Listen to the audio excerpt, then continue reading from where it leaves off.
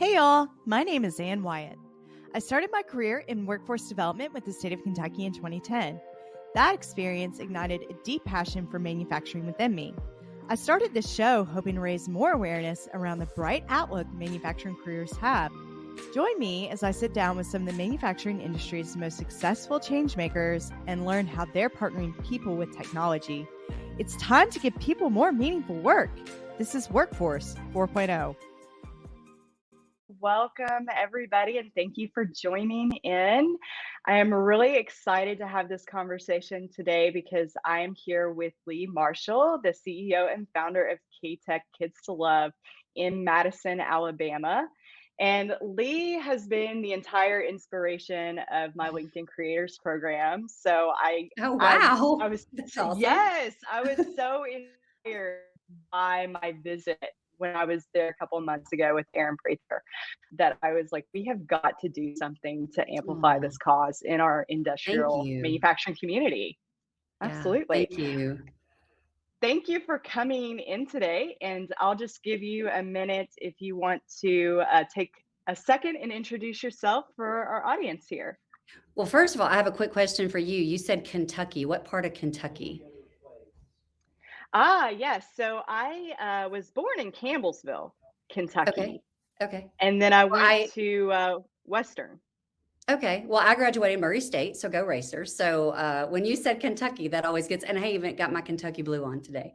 But kids, a little bit about me. Kids to Love. We started this organization as a nonprofit to meet the needs of children in foster care in 2004. And what we saw with our work was there was a huge need to intervene with children aging out of foster care. Between 75 and 80% of members of the juvenile justice system or prison system were former foster children. So we know what happens when we do nothing. So KTECH really was a solution that our team birthed to be able to target a demographic of these young people that maybe weren't cut out for a traditional college, didn't have the capacity or the support system to be able to achieve an associate's, bachelor's degree or beyond.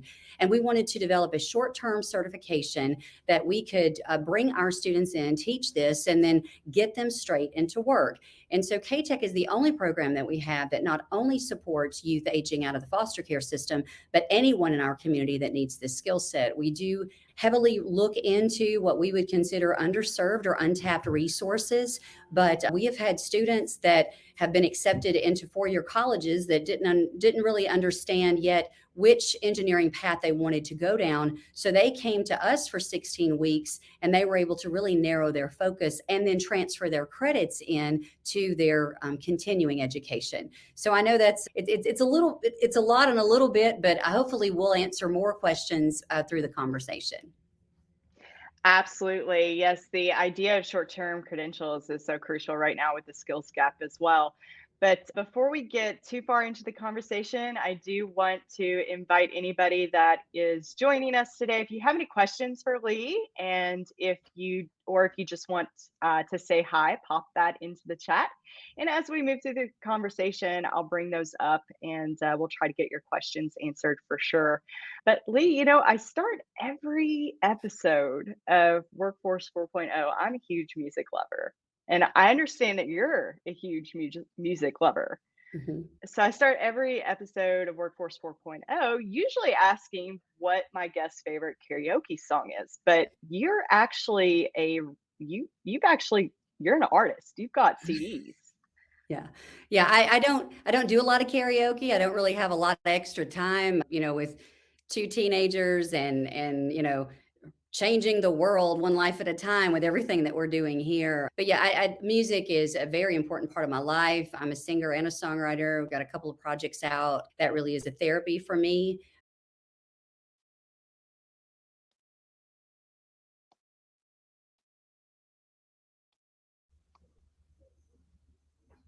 Excellent. What is your all-time favorite song?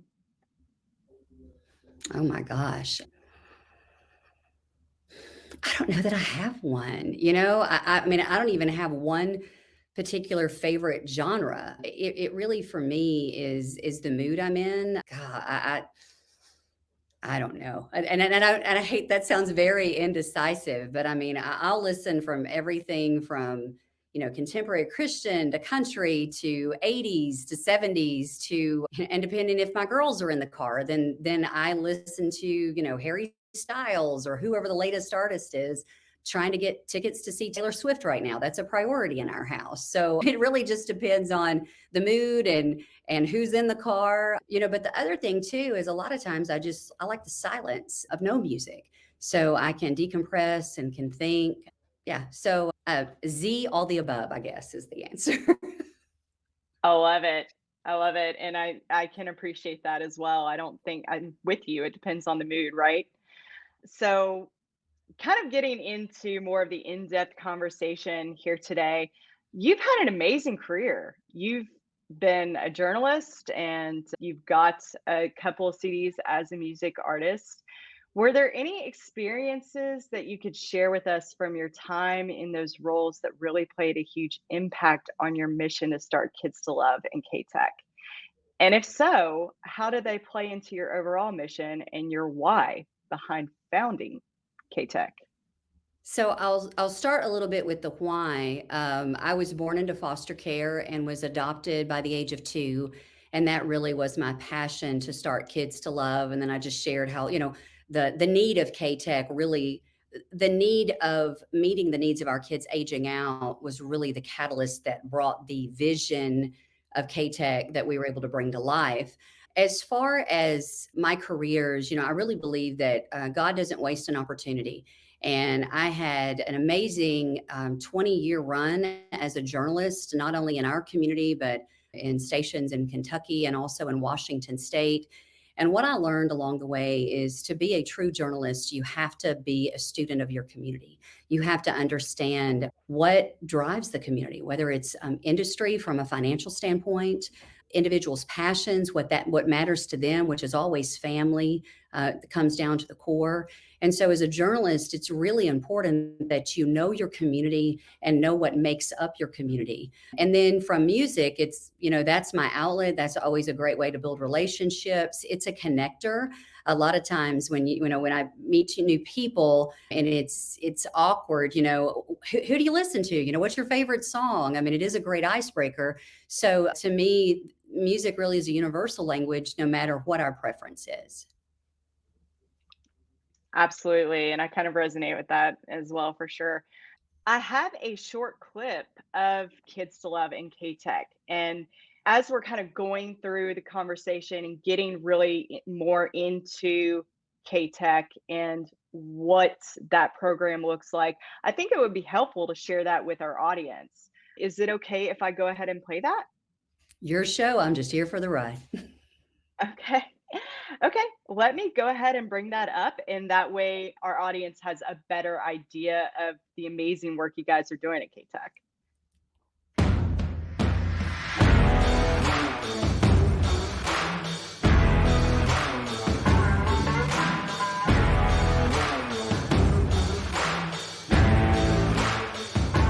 We are all trying to find the workforce for tomorrow, and I truly believe that's what they're creating here.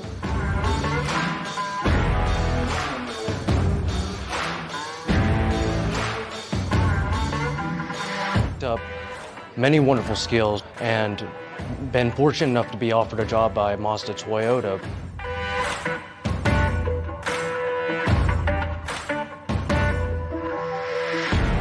More people need to know about this opportunity.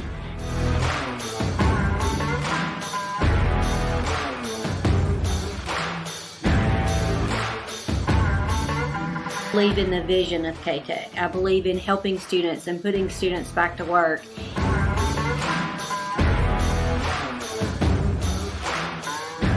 Really impressed, really impressed. A lot of thought has gone into this, a lot of study.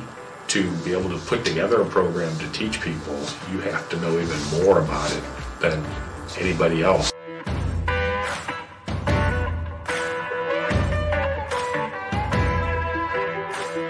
To my knowledge, I think KTECH is the only nonprofit that is using this technology in this cutting edge ways. And this is a resource that is going to help them get on a career path that, can help them help themselves.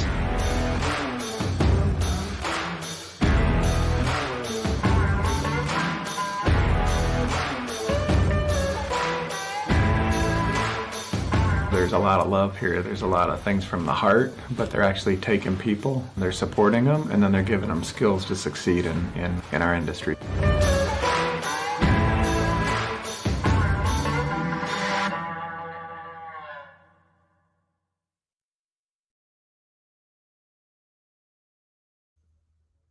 That was amazing. And there I know, I love that video. many... Chris, our creative director, just killed it with that. So yeah, awesome. Absolutely. Absolutely. And there are so many concepts in that video that you're working on with training, right? That we talk about when we're having these conversations surrounding Industry 4.0 and smart manufacturing. I think a huge part of what we just saw that's really interesting, and that I don't think a lot of professionals in our industry are really thinking about right now, is your applications for VR. So that's really exciting, because that's something that, we're talking about, like connected worker technology and all that cool stuff. So that was amazing. And thank you for sharing that with us. We've got a couple of comments here. I'll just bring those up really quickly. Jason Bean says hello. Hi, Jason. Thank you for coming. Jason would be a great person for you to connect with. And then Renan says, very exciting video, right? Yes, it was.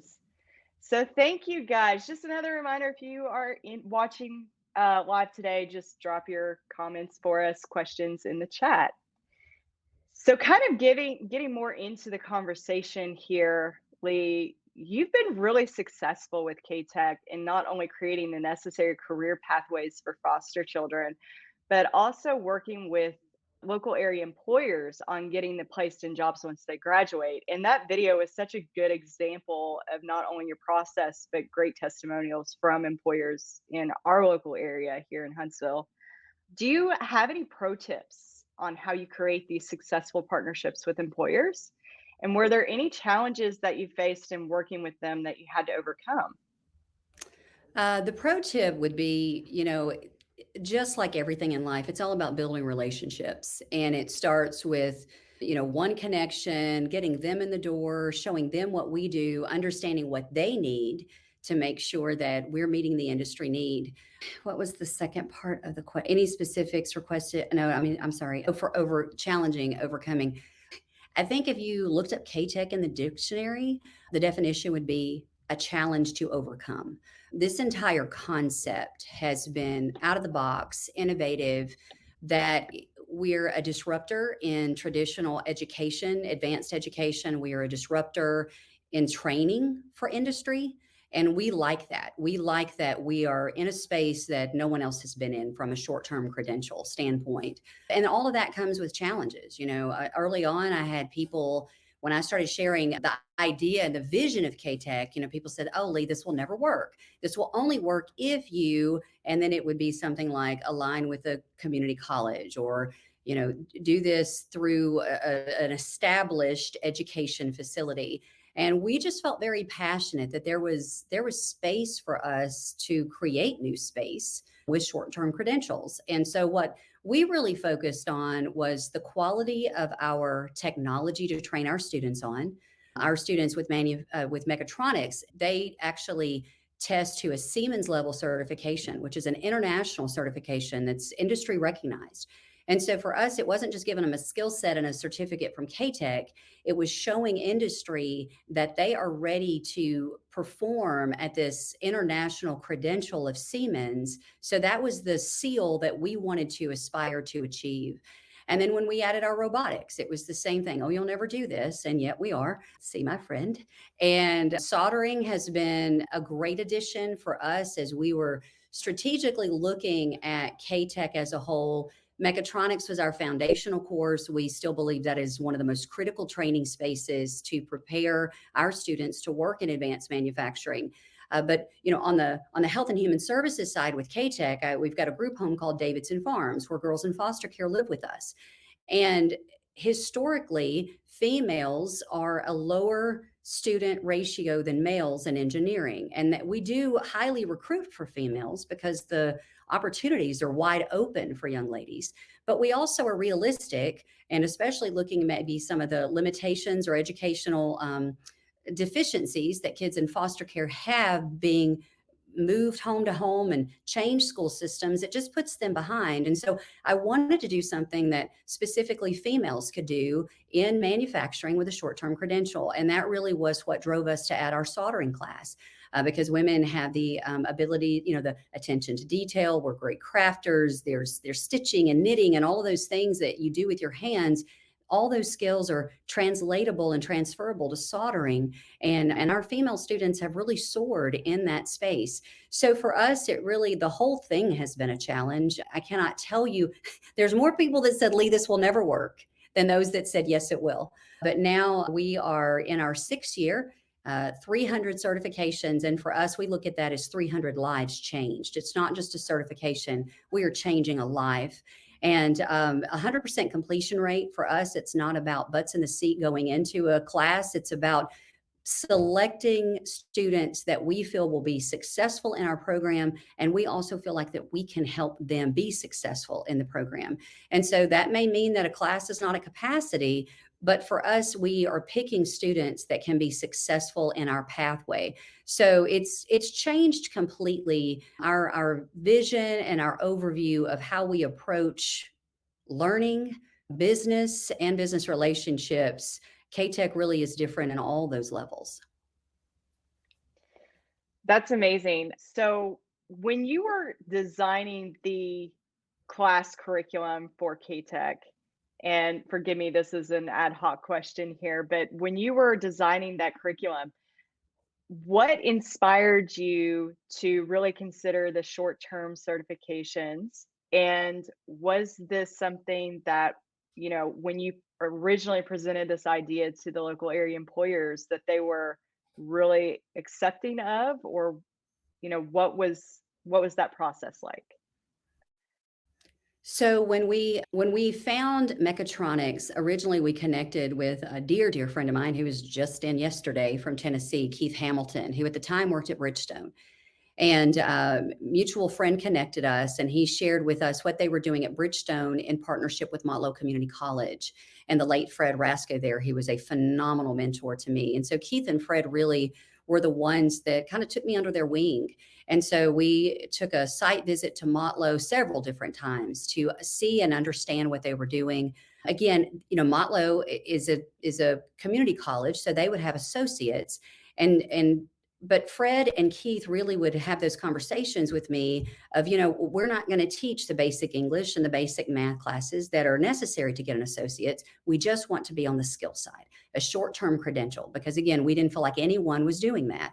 So after we spent a lot of time with them and I really understood the ins and outs of mechatronics, I then took a year and visited a lot of manufacturing companies in our community. And I said, if I could bring students to you that had this skill set, could you hire them?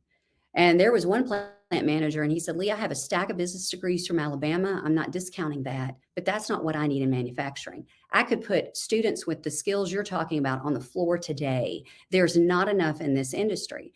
And of course, this was several years ago. This was before Mazda, Toyota had even been announced in our community. So we knew that the need was great. So after I did the research with Motlow and Bridgestone and understood their need and their focus on workforce, and then brought that information back to our community and did the research, then all I had to do was get a building and $500,000 worth of equipment to launch it. So, we knew that we had vetted the vision and we did the research. We knew the vision was viable. At that point, we just had to bring the vision to life. That's amazing. Such valuable information too, because I think as we move along in advanced manufacturing, Industry 4.0, smart manufacturing, all of that good stuff, it's becoming more and more clear that short-term training is in high demand. And this is just such a cool thing that you've managed to see that and really practice that listening to your local area community and build it. Mm-hmm. I think that's where the journalist came in, as a researcher. Everything that we do here, both on Kids to Love and KTECH side, everything is researched and really statistic based. And then what I see is opportunity in grim numbers. So, for instance, if 75-80% of members of the juvenile justice system are in prison, To me, that's an opportunity. How do we become proactive instead of reactive? And so that really becomes our model and brain set of how we develop specific programs. We are very intentional because, like I said earlier, we know what happens when we do nothing. And so at KTECH and Kids to Love, we're about the business of doing something. Absolutely. And it's clear that you're meeting those needs of the local area industrial workforce. As technology shifts and changes, as we begin to have more digitalization in manufacturing, digital transformation, all those hot buzzwords, right? How do you plan with KTEC's current curriculum? How do you plan to adapt that to meet those new and incoming digital skills? The exciting thing about KTECH is I think that we are actually leading the charge for advancement. We have one of the largest robotic training labs in the state of Alabama. And it's important for me to mention everything we have here is independently funded from the local community, donors, grants. We as an organization carry zero debt, and we don't take any state or federal funding. So we were able to put in a state-of-the-art robotics lab thanks to the generosity of a donor that saw the value of our service, that said, I like to invest with you because I can instantly see the difference that my dollars make by putting it with you and the lives that are being changed. The other way I think that we are leading in a big way as far as innovation and the next level is through VR. We introduced VR to our KTECH curriculum as really an add-on bonus during COVID to try to make sure we didn't have any disruption in the classroom. I mean, we had zero disruption on Friday when the governor shut the state down with COVID. Monday, we were virtual. So we had no disruption at all. Our team was prepared and ready. So we brought in VR as an add-on to be able to give our students safe technology to learn in while distanced. And so what started as a COVID component of being creative to still be able to teach has turned into what I feel is one of our next most important things. Our team has actually written VR curriculum. We have students in that we are teaching them in our VR Academy how to build sets and sounds in virtual reality. If you look at DoD and healthcare, that is so prominent right now. And the great thing that I love about VR is a safe place to fail. We have got access to, for instance, at Mazda Toyota, they do a robot paint of the cars there. Well, we have, thanks to the partnership with AIDT and Transfer VR, we have access to robot paint, which is exactly what they utilize at Mazda Toyota. So we're able to prepare today's workforce while they're still here. And to paint a car with a robot and oops, I got it on the window. Well, guess what? You just hit restart in VR. And it really helps to hone the skills. And what we're seeing is this next level of learner, our younger student base, they absolutely love learning in VR. And the retention rate is about 75%. And so when we first started introducing virtual reality as an add-on for labs and in the classroom, every day the students came in, are we going to be in VR today? And so we knew that they were excited about it. They were excited about learning. And the interesting thing is they're learning and they are having fun while they do it. And that is a skill set that's employable with a certification. We had 2 students that graduated from our class in May from our VR Academy that got paid internships this summer with local defense contractors. And so again, it goes back to building those relationships with local companies, because we never want to offer a certification just to offer a certification. We want to offer a certification that's an opportunity and a gateway straight to industry and to jobs. And that's also having those consistent conversations with the industry to see where they are, see where they're headed, so we can always be the leader in that, because we're never going to follow. I love that so much. That was such an amazing answer. And you really answered how, virtual reality is not only making it fun, right? It's also creating this buzz and this excitement that sometimes we talk about lacking maybe, or, manufacturing not being as excitable and as attractive as a career. So that's some great input. Renanan has a good question here. Do you think that small class mentoring style is key to the success of the program? It seems like yet another difference between your model and more community college-based approaches. I What do you do think, think our Lee? small class is a critical piece of it. I also think another piece that we provide at KTECH is we provide what we call Life Lab.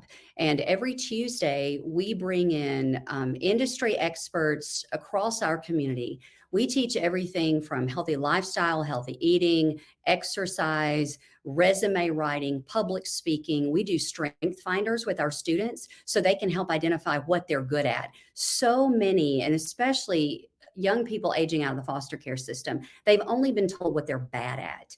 We want to change that perspective. And when you do strength finders and you're able to say, oh my goodness, you're a fantastic communicator. No one ever told me that.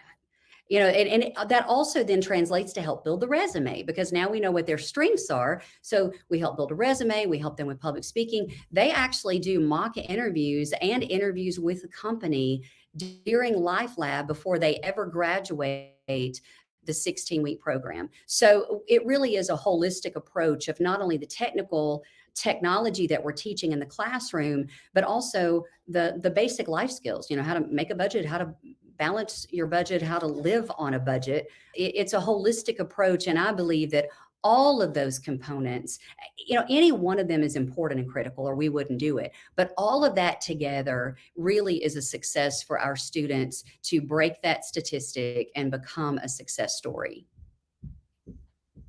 Absolutely. And it's really attributing to, I'd imagine, higher retention rates as well, right? If you're really giving them the support to stand on their own, then you know they're going to be successful.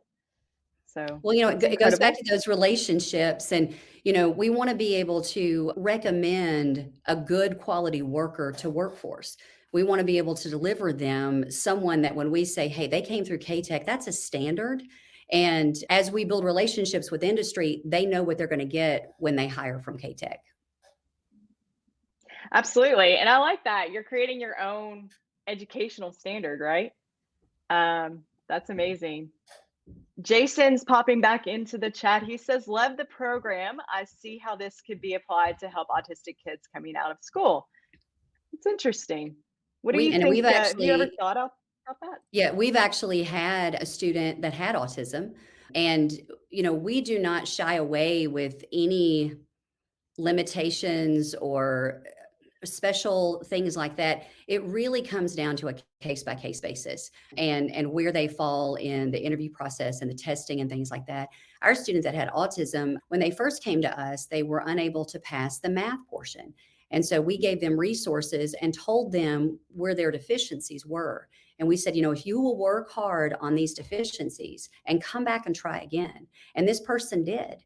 And they are employed successfully. And a couple of years ago, they were named like Employee of the Year for their company. And his autism was mild. I mean, I want to be realistic with that. But it was a daily struggle. I mean, it was, you know, his parents would drive him and pick him up. But the parents, to see their son thriving and the self-esteem that that gave Austin has been revolutionary. You know, we're not a fit for everyone, even those maybe who don't have needs that would need special accommodations, because we're not going to be the fit for everyone. And we're okay with that. But the ones that we feel we can help, we're going to do everything we can to support them so they can become success in our program. That's amazing. And such a great, you know, a great way to describe it, right? I mean, it's again going back to that very grassroots level. This is, you know, an individual case by case basis, right? And really assessing the human behind the student, so to speak. So I love that. And I appreciate your answer and your thoughts on that.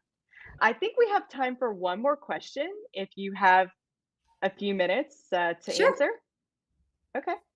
I titled this episode, The Story of KTECH. Again, this is the first in what I'm hoping as a 3-part mini series where I get to talk to Carl next week, hopefully. Yeah, Carl with a K. He's awesome. He is awesome. He is awesome. So I'm looking forward to that. But can you share with us what your initial mission was for the school and compare that to where the school is today? And do you have any pro tips for those that are listening today on how they can create or work with their community in a similar way? Because again, I think, with everything kind of coming down from DOL and the government and everything, I think we're really going to see a big surge in short-term training. Our initial mission was to to train employable skill set in a short-term credential. And we have stayed true to that mission. We have grown our programs, we've grown our offerings, but our mission to train employable short-term skills for those really in our community that wouldn't have an option otherwise, that has not changed. And so as far as tips to do this in your community, it's not been easy. I am very thankful that we have a generous community. Huntsville is a place that Werner von Braun came here. We are known for doing things out of this world, literally. And so, I'm not going to say it couldn't happen anywhere in Huntsville, but I'm just saying for us, Huntsville was the perfect place for us to launch something so out of the box. We have so many engineers in our community, which has been a fantastic resource to pull for our instructors. Our instructors are critical in the success of this. Chris Dow, our lead instructor, is an engineer by degree with many, many years experience. Carl with a K, even though he has a music degree, he is phenomenal in virtual reality and connecting with our students. Ed Bruner, who has been with us since day one, that without Ed, KTECH would not be KTECH. He has done everything from written curriculum to taking on virtual reality. Ed is just a cornerstone with us. And then Keith Laney, who is our latest instructor that we've added, actually has taught workforce in other places, but came to us directly from industry, 12 years in industry. So for us, that really gives us a strong bench of instructors that bring a diverse background. And then we have several other contract instructors that we bring in as needed that also have 4-year engineering degrees. So the quality of our instructors, to me, really is the cornerstone of this program being successful. And as far as other people doing it in the community, I never want to be a naysayer. I just got to tell you, I had so many people tell me, Lee, this will never work. And what I like to say is, would you come and tour what would never work? And then you come and see, and I'm like, okay. So I'm always encouraging to other visionaries, entrepreneurs, but I just want to be realistic of it has not been easy. It has been extremely hard. But, when we have young person after young person finish their certificate, they get certified in robotics, they get certified in soldering, they get their certification in solid edge, virtual reality, or mechatronics. That's a life that's changed. And so that really is, I feel like we pour our cup daily into the classes and the students, and that can be draining. But when they finish and accomplish something that may be the first time they've ever accomplished anything in their life at that level, maybe they're the first one to ever go to, their parents never went to college. They may be the first ones to even graduate high school, let alone consider advanced education. We're breaking life cycles and generational changes. We're accomplishing major things here, one certification at a time. Yeah, it's incredible. I'm coming from a workforce development background myself and working for the state in Kentucky while I was there, and knowing the process of what it takes to facilitate all that it takes to facilitate everything, like anything from jobs fairs to coordinating with the employers to coordinating with their partner agencies. There are so many moving pieces of the wheel. And for you to just do that without any type of, just on your own, any type of support from government agencies, and just say one day, you know what, we need to develop a training program, and then just go for it, is incredible. Yeah, we went all in, that's for sure. Yeah, you did. And it shows in the work that you're doing there, and the facility itself is incredible. So you just had a quick question. At what age do the adults age out of foster care there? And that's, I would not know, but I bet Lee does. Yeah, 21 is the age in Alabama. If students stay in college, they can continue to get support until they're 25. 25, they're completely off of any kind of support. But again, that's only if they stay in college. So yeah, 21. But a lot of children that when they turn 18 or 19, they decide to emancipate, and so they leave. They're able to self-select to leave the system even earlier. I hope that answers your question, Carl, and I appreciate that because that's the perfect lead question. Absolutely. So I appreciate your time today. This has been such a good conversation for me, and I'm learning so much. I'm hoping that everybody that joined today, if you guys were able to catch Lee, I hope that you enjoyed and learned as much as you could as well. Again, this has just been, I'm still a little starstruck over here. So I just And thank appreciate you for your time including today. us and letting us tell our story. We appreciate the opportunity and the platform and your energy and enthusiasm to help us get our story out. We believe that we're a story that needs to be told nationally. And we think that there's other people that are serving key demographics across the United States that could benefit from our program. And we hope to be a role model to help guide, because when you're doing something that there's no playbook and you're writing it day by day, it's hard and sometimes discouraging. And so we just want to be an encourager and hopefully a beacon to say this is absolutely doable. It's going to be hard, but it's achievable. Absolutely. And if anybody that's joining today also has any questions for you or wants to connect with you, what do you suggest the best way for them to go about that? So they can visit us. I'm on LinkedIn. You can connect with me, Lee Marshall, on LinkedIn. Also, our website is goktek.org. And my email is lee, at goktek.org. So it's super simple. Feel free to shoot me an email, connect with me on LinkedIn. We also have industry pages, both KTECH and Kids to Love. And, so connect with us however you prefer to connect. Absolutely. Well, Lee, it has been an absolute pleasure. I know we're over time. I know you're super busy. So I will let you go. But thank you to everybody that tuned Thank you in. so And much. thank you, Lee. It's been amazing. Thank We'll you. see you guys next See you week later. and catch hopefully Carl with a K, right? Yes, Carl with the K. He'll be here. Absolutely. Thank you guys.